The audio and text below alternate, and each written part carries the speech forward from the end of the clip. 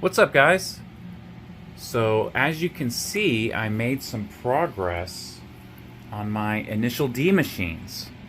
So, both sides work now, which is great, guys. So, in the last video, I think I had that one working, which, how I got that one working was I swapped over the GD-ROM from this side, put it over here, and then this side stopped working, so I figured out I needed a new GD-ROM. So I got a new GD-ROM, well, new to me anyway, and check it out. So this is actually a GD-ROM for a Sega Dreamcast. It takes the same GD-ROM part. Instead of going into the Dreamcast, it goes into the Naomi. So, got some new floor mats. So anyway, here's a little bit some education for you guys. So this is the Sega Naomi 2. This is the DIM board, and this is the GD-ROM. So the part that I showed you is the part that spins and reads the CD or the disc, whatever, and it goes in here. So, oh yeah, so I need to put this in. So, I'll talk about that later. So anyway, I got this GD-ROM replaced, and now, now both sides work, which is great. So, even though both sides work, they don't communicate with each other.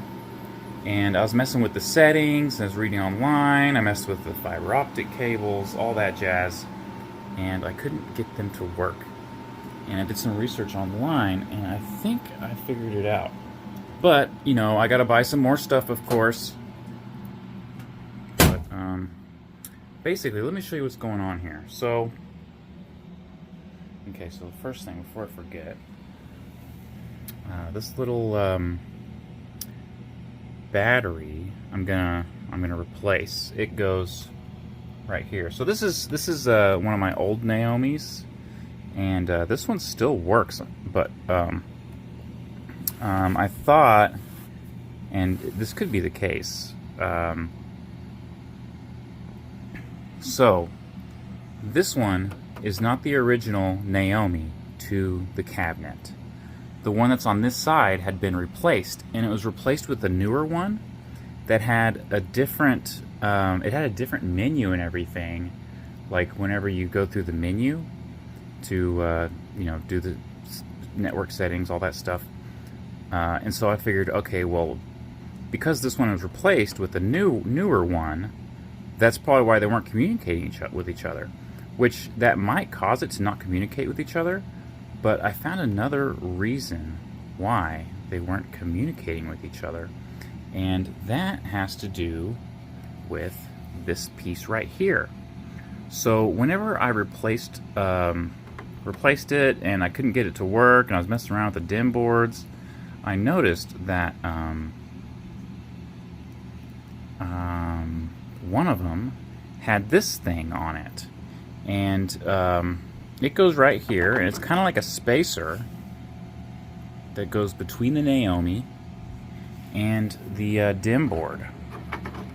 So, okay, so as far as I know, all this stuff works. So this is all good spares. But anyway, so this is the DIM board, and this is the network board.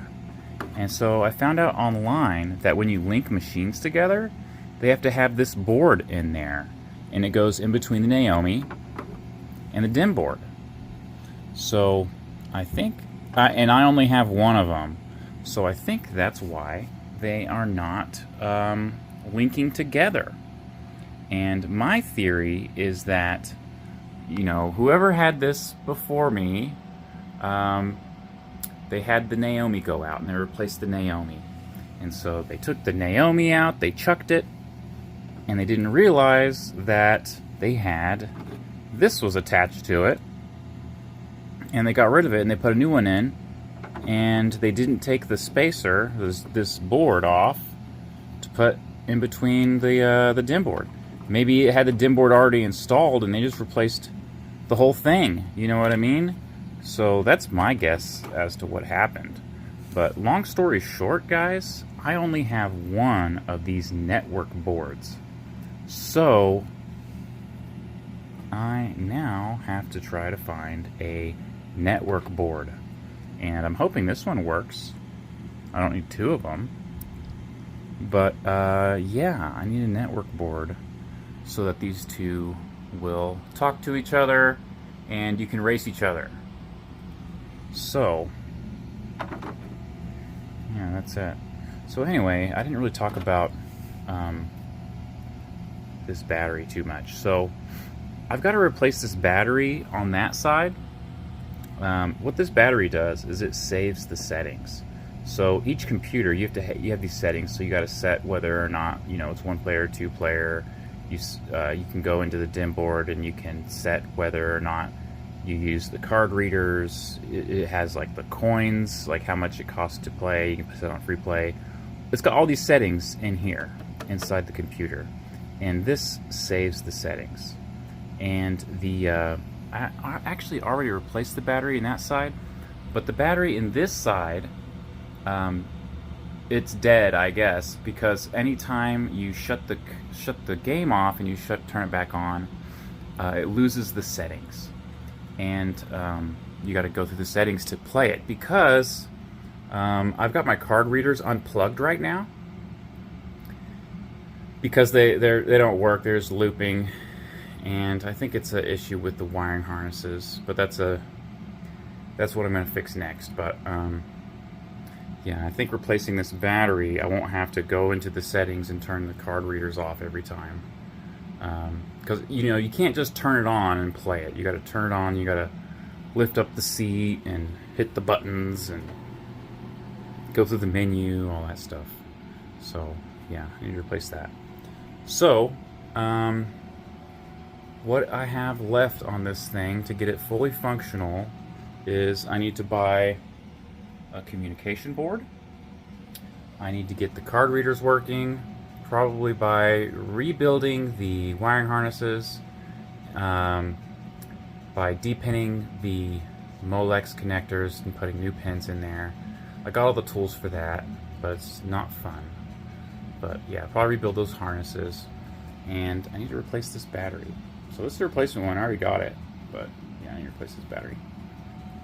But yeah, that's it, guys. I really hope to get this thing going soon. I'm glad to be making some progress.